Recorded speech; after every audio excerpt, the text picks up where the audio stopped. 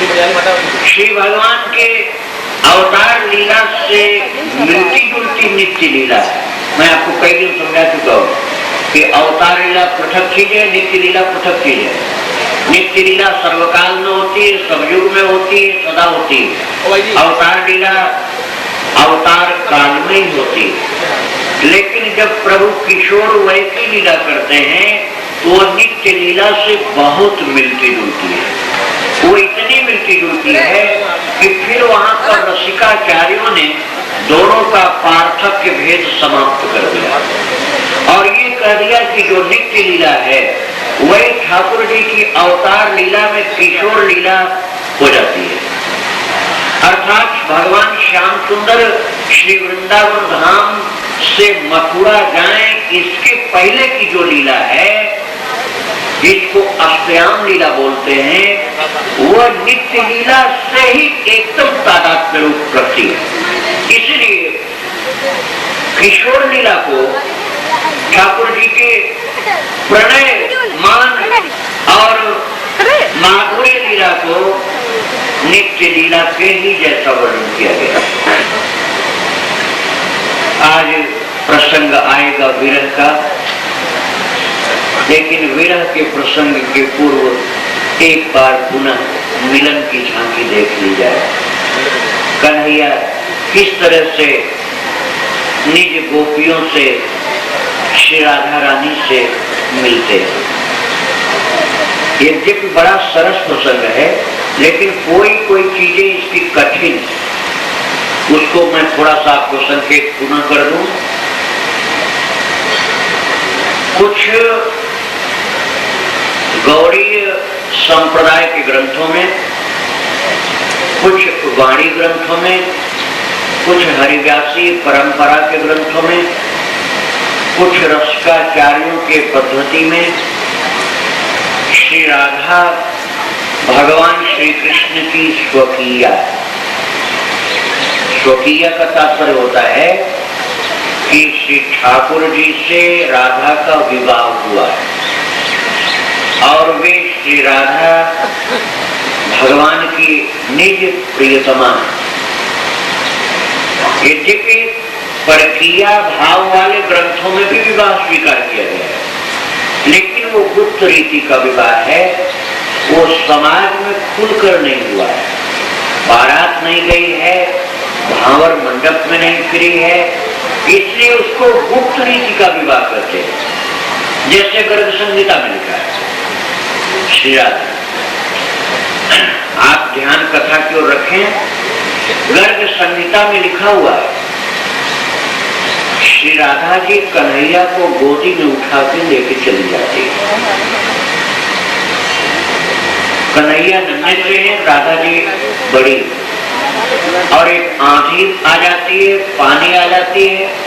पानी, आंधी और तूफान के बीच में कोई कुछ देख नहीं पाता है कि राधा कृष्ण को लेकर कहां चली गई। और तब श्री ब्रह्मा जी आते हैं, वहां कोई गोप बालक नहीं होता, वहां कोई गोपी नहीं, न कोई गोपी है न कोई गोप बालक है। ब्रह्मा जी एकांत में ले जाकर के राधा कृष्ण का विवाह कराते हैं, ये गर्ग संहिता के अनुसार। लेकिन बहुत से रसिकाचार्यों के ग्रंथों में श्री राधा जी उनकी स्वकीया है, क्योंकि वो तो नित्य ही विवाहित है। जो विवाहित पहले से, उसके विवाह की जरूरत कहाँ है। जैसे मानस पाठ आप लोग करते हैं, तो भगवान शंकर जी से देवताओं ने कहा था कि आप पार्वती से विवाह कर लीजिए। तो भगवान शंकर ने कहा कि विवाह तो तब कर लें जब विवाह हुआ ना हो। विवाह तो पहले से ही, शक्ति और शक्तिमान पृथक करना। तो देवताओं ने कहा निज नयन देखा चाहे नाथ तुम्हारे विवाह। आपका विवाह तो है ही, सदा से विवाहित है। आप और पार्वती जी अलग नहीं है, विवाहित तो है ही, लेकिन निज नयन देखा चाहे नाथ तुम्हारे विवाह।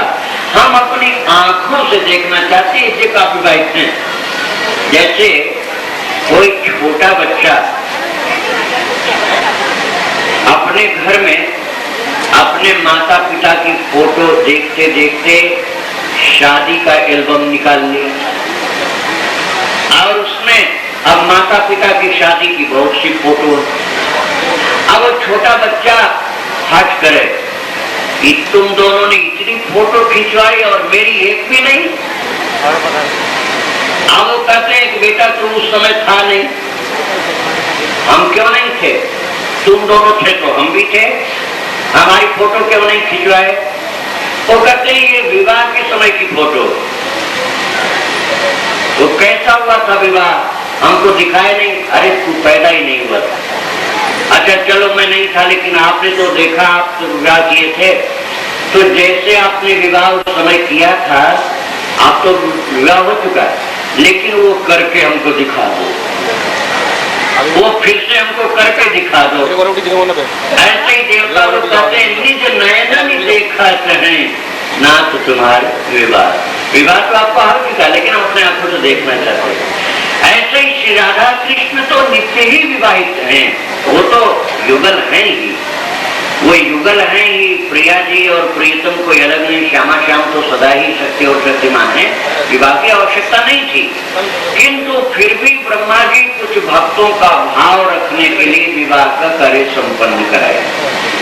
अब श्री भागवत जी में आइए, भागवत जी में किसी भी गोपी का नाम नहीं लिखा है, किसी भी गोपी का नाम नहीं लिखा है। ऐसा नहीं कि केवल राधा का नाम नहीं लिखा है, किसी भी गोपी का नाम नहीं लिखा है। और राधा का नाम खुल करके सुखदेव जी बोलते नहीं, कहीं आता है तो संकेत से बोल देते, नाम नहीं बोलते, इशारा करते। ऐसा क्यों करते हैं? मैं आपको पहले सुना चुका हूँ कि सुखदेव जी गोलोक धाम में श्री राधा के हाथ के क्रीड़ा सुख, राधा जी के हाथ पर बैठने वाले उनके खेल के सुख थे, तोता था। और उनकी इष्ट हैं श्री राधा जी, सुखदेव की इष्ट हैं श्री राधा जी। राधा जी से इतना स्वाभाविक प्रेम है सुखदेव जी का कि एक बार प्रिया जी का नाम मुख से निकले तो सुखदेव अतिशय भाव विह्वल होकर प्रेम समाधि में डूब जाते। अब वो प्रेम समाधि उनकी 1-2 दिन रहेगी कि 10-20 दिन रहेगी, कोई पता नहीं। ये सुखदेव को खुद भी मालूम है कि राधा का नाम बोलते ही समाधि मुझे लगती। इसीलिए परीक्षित को कथा सुनाते समय सुखदेव जी राधा का नाम नहीं बोलते, सोचते हैं कि यदि मेरे मुख से उच्चारण हुआ और मैंने प्रेम विभोर होकर जोर से पुकार दिया श्री राधे श्री राधे, सुखदेव जी सोचते हैं जहां मैंने भाव विभोर होकर पुकारा राधा का नाम, बस भीतर चला जाऊंगा, दुनिया नहीं रहेगी मेरे लिए। और समाधि 10 दिन की लगे कि 15 दिन की लगे, कुछ पता नहीं है, और मेरी तो समाधि लगी रहेगी। और इस बेचारे राजा का अंतिम समय आ जाएगा, प्रारब्ध इसका पूर्ण हो जाएगा, फिर इस परीक्षित का मैं क्या कर पाऊंगा, ये तो मर जाएगा। इसीलिए वे राधा का नाम मुख से उच्चारण नहीं करते हैं कि कथा पूरी कर लो, कथा पूरी कर लो, श्री राधा कृष्ण की ये प्रीति भरी कथा पूरी हो जाए, नहीं तो कहीं मैं प्रेम विभोर होकर राधा का नाम पुकारा और समाधि लगे, ये कारण है। और भागवत जी में संकेत से ही वर्णन है, लेकिन राधा को परकीया वत वर्णन किया गया। मैंने अभी बताया ना स्वकीया, स्वकीया का मतलब विवाहिता पत्नी, और परकीया का मतलब जिसका विवाह नहीं हुआ प्रेम है, जिसका विवाह नहीं हुआ है प्रेम है, विवाह करने की योजना है, विवाह करने की योजना है, मिलन की तीव्र उत्कंठा है, वो परकीया कहा जाता है। श्री राधा जी से और अन्य गोपियों से भगवान कृष्ण का प्रेम भागवत जी में परकीया वर्णन किया। और रसिकाचार्यों का ये कथन है कि स्वकीया से भी अधिक परकीया प्रेम में शक्ति होती है। रसिकाचार्य कहते हैं, सुखदेव जैसे जन्मजात ज्ञानी, अवधूत, परमहंस और महान भगवत भक्त ये कहते हैं कि स्वकीया से परकीया प्रेम की शक्ति अधिक होती है। और अब इसका एक समाधान मैं और कर दूं। श्री राधे माताओं कृपा करके बोलो नहीं। और ये व्यवस्था करने वाले बालक जो खड़े हैं यहाँ पर रस्सी के पास में, ये बालक भी बोलेंगे नहीं, ये हाथ से इशारा कर दे, जहाँ जगह मिलती है बैठा दे, बैठ जाए, लेकिन बातचीत नहीं करिए। राधे राधे। तो जीव गोस्वामी जी महाराज समाधान करते हैं। जीव गोस्वामी कहते हैं रसिकाचार्यों के ग्रंथों में राधा कृष्ण स्वकीया है, राधा जी स्वकीय है, और भागवत में परकीया है। तो इसका समाधान कैसे हो? अब निर्णय क्या लिया जाए, बात क्या पक्की मानी जाए? दो ग्रंथ में दो तरह की बातें हैं, तो सच्ची कौन सी है? राधा स्वकीया है कि परकीया है? यदि आप सभी लोग भावुक भक्त हैं, आप लोगों के भक्ति में श्रद्धा परिपूर्ण है, लेकिन एक बात लगे हाथ में और कर देना चाहता हूं, क्योंकि औपन्यासिक शैली से पढ़ने वाले अध्ययन प्रेमियों की भी आज नास्तिक जमाने में कमी नहीं, जो हमारे धर्म ग्रंथों को उपन्यास की तरह से पढ़ करके आलोचना प्रत्यालोचना का विषय बनाते हैं और बहुत से ग्रंथों को अध्ययन करके उसमें शोध करने का दम्भ करते हैं। और वे कहते हैं कि राधा का विवाह रायाण नाम के गोप से हुआ। ये आप लोग नहीं सुने हैं, और नहीं सुने हैं तो बढ़िया है, लेकिन मैं उन लोगों की बात कर रहा हूं जो भक्त नहीं, और ऐसे लोगों ने भी बहुत कुछ चीजें लिखी हैं जो भक्ति शून्य है। उसको पढ़ना तो नहीं चाहिए, लेकिन कदाचित किसी के कहने से आप पढ़ने लग जाएं तो मैं आपको सावधान पहले से कर देता हूं। ऐसे लोगों ने हमारे धर्म ग्रंथों की आलोचना करते हुए लिखा है कि राधा का विवाह रायाण गोप से हुआ, जो रायाण कृष्ण का मामा लगता है। ऐसा करते वे लोग, सगा नहीं, किसी दूर के रिश्ते।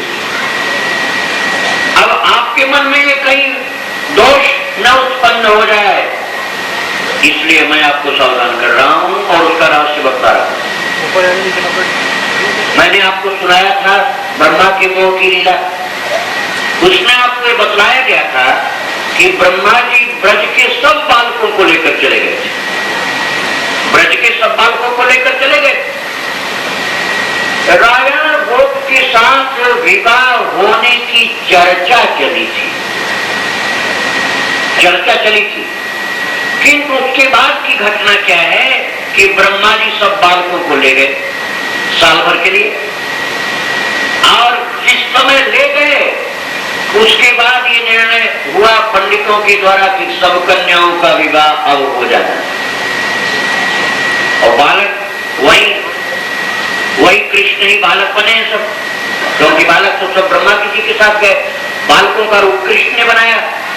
तो रायाण के साथ राधा जी का विवाह हुआ, किंतु रायाण था वो नहीं था, वो तो कृष्ण ही थे, कृष्ण ही थे वो तो था ब्रह्मा जी के द्वारा अपहरण कर लिया गया। इसलिए ये बात बिल्कुल झूठी है। रायाण के रूप में कृष्ण ही राधा जी के साथ विवाहित होते हैं। ये भागवत जी में नहीं लिखा है और बहुत से पुराणों में नहीं लिखा है, लेकिन पता नहीं कहां से खोज करके ये लोग ले आए। आलोचना प्रत्यालोचना करने वाले साहित्यकार लोग, वो भक्त नहीं, वो कवि नहीं है, भक्त नहीं है, वे कृष्ण प्रेमी नहीं, लेकिन ऐसे लोगों की बात सामने आ जाए तो उसका समाधान करने के लिए मैंने ये रहस्य आपको बताया। अब ये दो विषय था कि राधा और राधा जी स्वकीय हैं गौड़ीय ग्रंथों के अनुसार या भागवत के अनुसार परकीय है, दोनों में से सच्ची बात क्या है? इसका समाधान ये है भक्तों कि राधा जी स्वकीय हैं किंतु प्रेम परकीयावत है। ऐसा क्यों है? ऐसा इसलिए है कि राधा जी का विवाह ब्रह्मा जी ने जिस समय कराया, जब कराया वहां कोई देखा ही नहीं, कोई जाना ही नहीं, विवाह तो हो गया। अब दुनिया के लिए परकीया है और उनके अपने लिए स्वकीय है। इसलिए स्वकीय होते हुए भी परकीया प्रेम है, गोपन है, छिपाव है, गोपनीयता है। गोपनीयता परकीया के कारण है और प्रेम स्वकीय के कारण है। अब आपके मन में समाधान हो गया होगा। प्रेम स्वकीय के कारण है और गोपनीयता परकीया के कारण है। और सच्चाई ये है कि वो तो मिले रहत जन कबो मिले न, सदा ही मिले रहते हैं, लेकिन इतने प्रेम से मिले रहते हैं ऐसा लगता है कि कभी पहले नहीं मिले। अब अष्टयाम लीला का थोड़ा परिचय दे दो, फिर विरह की ओर आपको ले चलो। अष्टयाम लीला क्या होती है? ठाकुर जी के जगने से लेकर के पुनः अगले दिन के जगने तक 24 घंटे। 24 घंटे में जो जो भगवान करते हैं उसको बोलते हैं अष्टयाम। अष्टयाम मतलब अष्ट प्रहर, 8 प्रहर की लीला। नाम जप के साथ साथ भगवान की अष्टयाम लीला का चिंतन करना चाहिए। सूत्र रूप में बता देता हूं, उसके माध्यम से आप चिंतन कर लेंगे। जैसे यशोदा मैया प्रातः काल स्नान आदि करने के पश्चात लाला को जगाती है, कंकण की ध्वनि करके, लोग कुछ मीठे मीठे कीर्तन भजन बोल करके, कुछ गा करके जगाती है। जगाने के बाद फिर कलेव खिलाती हैं, स्नान कराती हैं, शरीर पोंछ के कपड़े पहनाती हैं, फिर श्रृंगार करती हैं, आंखों में काजल लगाती हैं, नारायण का तांबूल प्रसाद मुख में देती हैं, काजल का मोटा सा बिछोना माथे में लगा दिया, नजर न लग जाए लाला को। फिर इसके बाद गोदी में लेकर के बड़ा दुलार करके और दाऊ जी के हाथ में हाथ पकड़ा देती है, ले जाए इसको वन में, उद्दंडता न करे, संभाल के रखना, जल्दी लेते आना। भगवान कृष्ण को दाऊ जी और सखा लोग सब लेकर के जाते हैं। वन में जाकर के मोर, तीतर और जीव जंतुओं की बोली की नकल करते हैं, बच्चे खेलते हैं, विभिन्न तरह के खेल खेलते हैं। फिर श्री राधा जी आती है। राधा जी आकर के नंद भवन में कन्वा के लिए भोजन बना जाती है। वो जो भोजन बना है उसको एक गोपालक या गोपिका उस जगह पहुंचा देती है। ये तो मैं जल्दी जल्दी आपको बतलाया जा रहा हूँ, इसका जब ध्यान करोगे तो ये जल्दी जल्दी नहीं बीत जाएगा, एक एक चीज बड़ी लंबी जाएगी। जैसे राधा जी भोजन बना रहे तो भोजन कोई जल्दी बन जाएगा। भोजन बना रही तो आटा मान रही हैं, उसमें से आटा ले रही हैं, चकले बेलने से रोटी बना रही हैं, सिकाई कर रही हैं, रख रही हैं, शाम का नाम गुनगुना रही हैं और शाम के लिए भोजन तैयार करके भेज रही हैं, फिर बरसाना जा रही। अब यहाँ के ध्यान करोगे तो ये सब भक्ति की बातें हैं। श्री राधा जी के हाथ की बनी हुई रसोई वन में मध्याह्न काल में पहुंचती है और वहां पर भगवान श्याम सुंदर ग्रहण करते हैं, सखाओं को देते हैं। जो बच जाता है प्रसाद वो फिर बरसाना भेज दिया जाता है। बरसाना में श्री जी उस प्रसाद को लेती हैं। उसके बाद ठाकुर जी थोड़ा विश्राम करते हैं। ये जो ग्रीष्म ऋतु हो तो बच्चे कई घंटे तक पेड़ों की छाया में विश्राम करते हैं। तब एक निवृत्त निकुंज में श्यामा श्याम निज अष्ट सखियों और गोपियों के साथ मिलते ग्रीष्म ऋतु में। अन्य ऋतुओं में मध्याह्न के बाद खेल कूद में शाम हो जाती है तो दिन में मिलन नहीं होता है। शाम को सब अपने अपने गैया बछड़े सब लेकर के द्वारका भगवान वृंदावन की ओर चल पड़ते हैं और वृंदावन की ओर जब चलते हैं तो भक्तों रास्ते में फिर वही खेल कूद ये सब चलता है। और जब गौशाला के पास पहुंचते हैं, वृंदावन सारे ब्रज को कहा गया, ये नंदगांव भी वृंदावन है, बरसाना भी वृंदावन है, और ये जंगल जो वृंदावन का वो भी वृंदावन है, गोवर्धन भी वृंदावन है। लेकिन जब उनका भेद किया जाता है तब एक एक जगह का नाम अलग लिया जाता है। इसलिए भगवान के सिद्धांत के विषय में कहा गया, वृंदावन परित्यज्य पादमेकं न गच्छति। श्री भगवान वृंदावन को त्याग कर एक कदम भी बाहर नहीं जाते। शाम को गैयों को लेकर प्रभु आते हैं तो गैया सब गौशाला में चली जाती हैं, गोरोहन होता है, उनको स्नान कराया जाता है, ठाकुर जी स्नान करते हैं और राधा जी के द्वारा बनाई हुई रसोई का प्रसाद पा करके मैया की गोदी में लेट जाते हैं। थोड़ी देर में नासिका से शयन की ध्वनि आने लग जाती है, सोने की ध्वनि, और तब मैया कहती है बाहर से, नंद बाबा से, बाहर सो गया।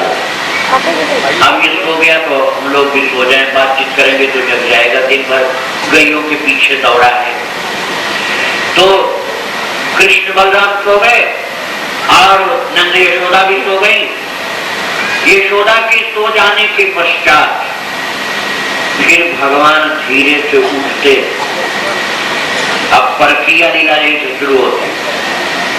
फिर भगवान धीरे से उठते हैं शैया से और उठ करके योग माया को संकेत करते हैं कि अब कोई जगना नहीं चाहिए, सब सोते रहते हैं। और श्री भगवान पलंग से उतर करके चलते हैं। भगवान के चलने के पहले श्री राधा रानी अपने महल में उठ जाती हैं। कीर्ति माता, वृषभान जी सब सोते रहते हैं। राधा जी के साथ साथ उनकी सखियां मंजरियां थोड़ा आगे चली जाती है और जा करके पूर्व संकेत किए गए वन में पहुंचते। संकेत का मतलब इशारा कभी आंख से कर देते हैं कि फला बनना है, कभी नैनों से, कभी सैनों से, हाथ से बता देते हैं, और कभी बैनों से अर्थात वाणी से कैसे बताते हैं जी? गाय चराते चले जा रहे हैं और बोले मनमंगल, गावर वन में भेंट होगी। अब एक बालक ने, सुबल ने कहा, मधुमंगल तो आज आया ही नहीं। फिर भगवान बोले, मनसुखा सुना कि नहीं, गावर वन में भेंट होगी। फिर वो बालक आपस में चर्चा कर रहे हैं, मनसुखा कहाँ है, ये कर्म किससे कर? तो फिर धीरे से एक बच्चा कहता है, मनसुखा तो नहीं है लेकिन मनसुखी जा रही है वो। उसके लिए संकेत दिया है। ये बहनों से संकेत है। ठाकुर जी बहन से संकेत कर दिया। अब गहवर वन में वो भी समझ गए, गहवर वन ये परकिया वो लीला है ना, है तो सखिया लेकिन लीला परकिया होता है, इसलिए संकेत से बात बताई गई।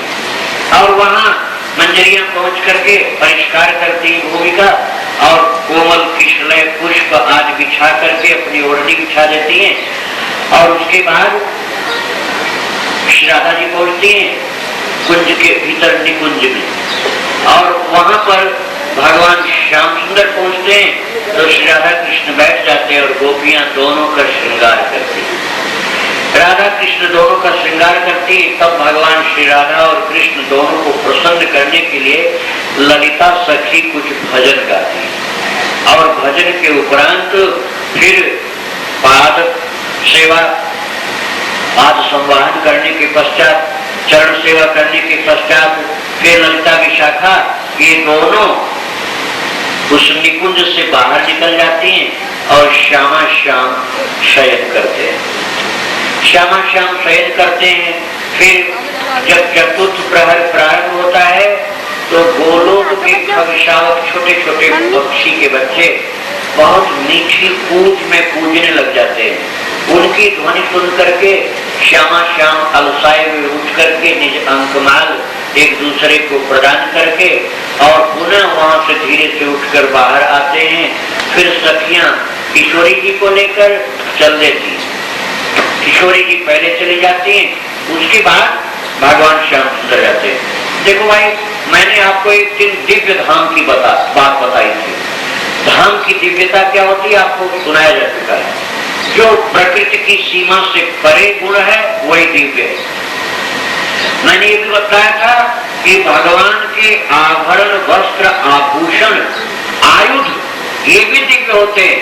भगवान का धनुष बाण हो, चाहे मुरली हो, चाहे सुदर्शन चक्र हो, चाहे चक्र गदा पद्म हो, चाहे उनका मुकुट हो, चाहे उनकी कोई रुमाल हो, चाहे उनका उत्तरीय वस्त्र पीतांबर हो, धोती हो, कछनी हो, कुछ भी हो, वो सबके सब तपस्वी संत होते हैं जो उनकी सेवा के लिए रूप में आते हैं। अब आपको मैं इसलिए बता रहा हूँ कि पुनः इसमें थोड़ा सा समझा के आगे बढ़ो। ऐसे श्री राधा जी के चरणों का टुकड़ा हो, चाहे राधा जी के कंकण हो, भुजबंद हो, चाहे हार हो और चाहे करधनी हो, वो कोई सोने चांदी के नहीं बने हैं, वो सबके सब भगवत पार्षद, वे सब भगवत पार्षद हैं। और पता नहीं कितने जन्म तप करके तब ये भगवान के आभूषण बने। एक दिन निकुंज लीला की छोटी सी बातें सुनिए। एक दिन थोड़ी देरी हो गई जगने में, तो जगने में जब देरी हो गई तो प्रातः काल होने लग गया। श्री जी चलने लगी तो श्री जी के चरणों का नूपुर बजने लग गया। लीला पर किया उसने, इसलिए भगवान ने रोक लिया। भगवान ने कहा रुको रुको किशोरी जी, तुम्हारे चरणों के नूपुर बज रहे हैं, ये नूपुर तुम्हारी निंदा करवा देंगे, ये नूपुर तुम्हारी निंदा करवा देंगे। पास पड़ोसी लोग ये कहेंगे कि वृषभान की कन्या ये रात में कहां गई थी जहां से आ रही है, तुम्हारी बदनामी हो जाएगी। तो किशोरी जी ने कहा प्रभु फिर क्या करेंगे आप? भगवान ने कहा ये नूपुर उतार, ये नूपुर उतार दो और बिना नूपुर के चली जाओ। तो श्यामा जी को, श्री राधा रानी को ये याद आता है कि ये नूपुर संत लोग, ये नूपुर कौन है? अनेक जन्मों के तपस्वी संत हैं। तो श्यामा जी धीरे से बोलती हैं प्रीतम नूपुर मती उतारो। नूपुर जो है भगवत पार्षद है, संत है, इसलिए किशोरी जी कहती है प्रीतम नूपुर मती उतारो। नूपुर धुनी धुनी पार पड़ोसिन कहा करेंगी हमारो। पार पड़ोसिन जो है वो नूपुर की धुन सुनेगी तो बदनामी करेंगी, ये आप कह रहे हैं ना। लेकिन किशोरी जी कहती है नूपुर धुनी सुनी पार पड़ोसिन कहा करेंगी हमारो। भले करे जग चर्चा कोई। किशोरी जी कहती है केवल पड़ोसी ही नहीं, सारी दुनिया के लोग भले करे जग चर्चा कोई, तुम निज प्रण मत टारो। नारायण जिन चरण शरण है तिनई ने कीजो न्यारो, तिनई ने कीजो न्यारो। जो चरण शरण में आ चुके हैं उनको अलग मत करो, उनको हटाओ नहीं महाराज। श्री राधा रानी की कृपालुता है, यही भक्तवत्सलता है। ये मैंने आपको संक्षेप में अष्टयाम लीला सुनाई। इसका यदि आप रोजाना ध्यान करें तो बहुत जल्दी भगवान में मन लगने लग जाता है। राधे राधे गोविंद गोविंद राधे, राधे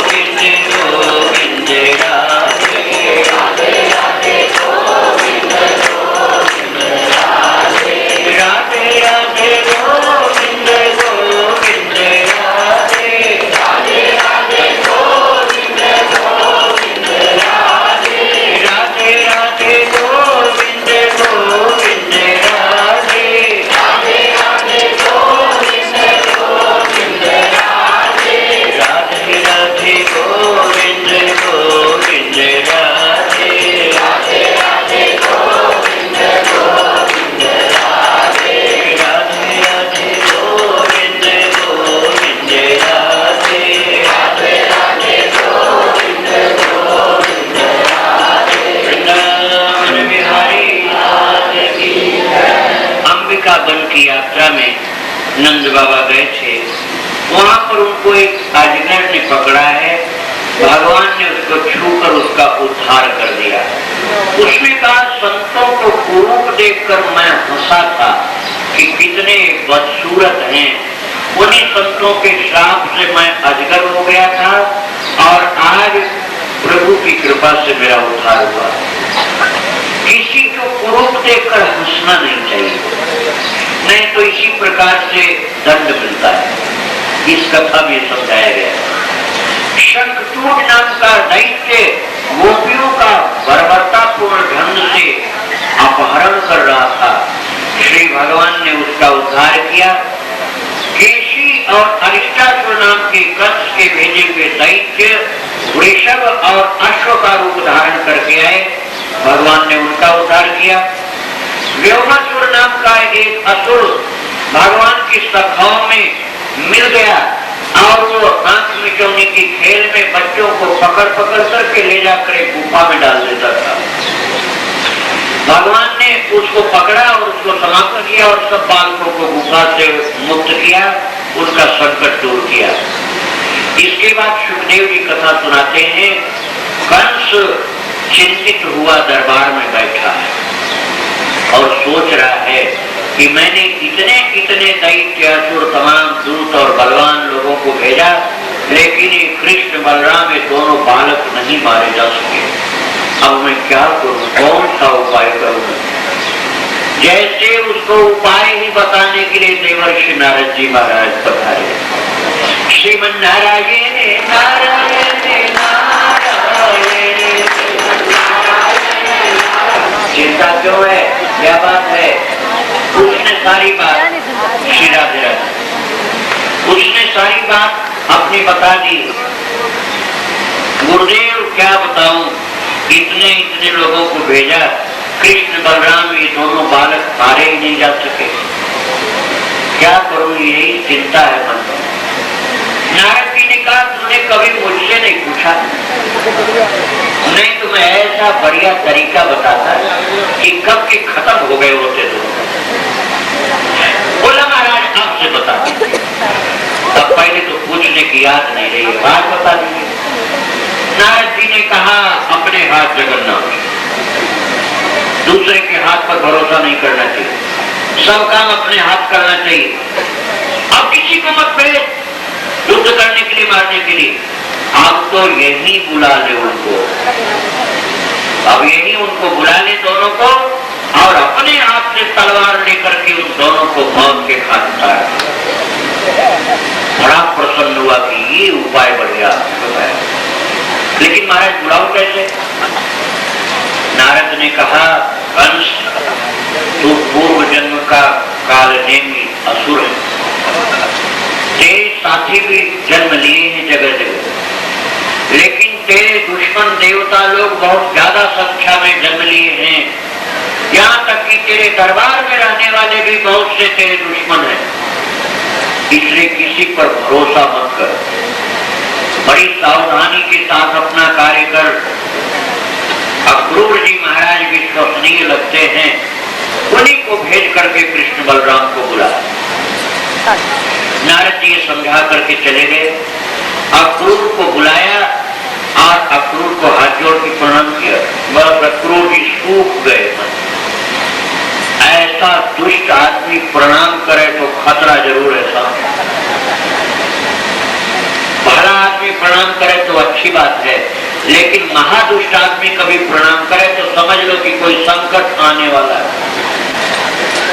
जैसे रावण ने जाकर मारीच को प्रणाम किया तो मारीच समझ गया नवन नीच के अति दुखदायक, नीच व्यक्ति का नमन दुख को निमंत्रित करना। बड़ा घबराया। ऐसे ही अक्रूर जी घबराया। अक्रूर ने सोचा, लगता है आया कोई संकट, नहीं तो इसने तो जीवन में कभी नहीं प्रणाम किया। फिर हाथ पकड़ करके पास में बिठाया और कहा, अक्रूर मुझे किसी पर भरोसा नहीं रहा, केवल तुम ही एक विश्वसनीय रह गए हो। तुम मेरे दोनों शत्रुओं कृष्ण बलराम दोनों को यहाँ ले आओ, जाओ ब्रज में नंदगांव और उनसे जाकर के बोलो कि मैं एक धनुर्याग कर रहा हूं और बड़ा यज्ञ, उस यज्ञ में मैं संपूर्ण ब्रजवासियों को निमंत्रित कर रहा हूं, नंद जी को ले आओ, उनके सब परिकर के लोगों को ले आओ, कृष्ण बलराम को अवश्य ले आना, उनको छोड़ना नहीं। अक्रूर जी, अब मैं हर प्रकार से उठ चुका हूं और मेरी कोई भी युक्ति काम नहीं दी है, अब तो उनको यहाँ बुलाने पर ही मेरा काम बन पाएगा। अक्रूर जी समझ गए कि ये उनको बुलाकर यहाँ मारना चाहता है, इसलिए अक्रूर जी ने मना किया एक बार, लेकिन उसने बड़ा अपना सत्ता का दबाव डाला। सत्ता के दबाव के कारण अक्रूर जी बेचारे